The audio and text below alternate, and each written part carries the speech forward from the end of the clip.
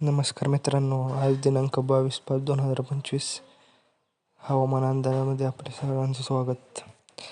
महाराष्ट्राला पाहू शकता आपण, कोकण किनारपट्टीला ढगाळ वातावरण आहे. मुसळधार पाऊस चालू आहे कोकण किनारपट्टीवर.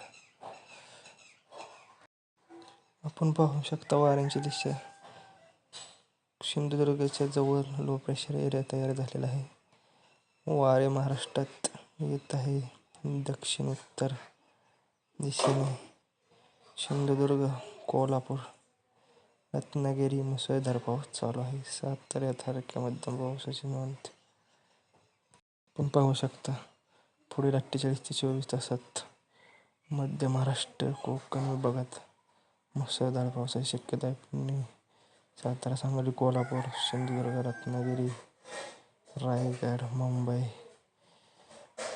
सगळीकडेच कोकण विभागात मुसळधार पाऊस पडण्याची शक्यता आहे.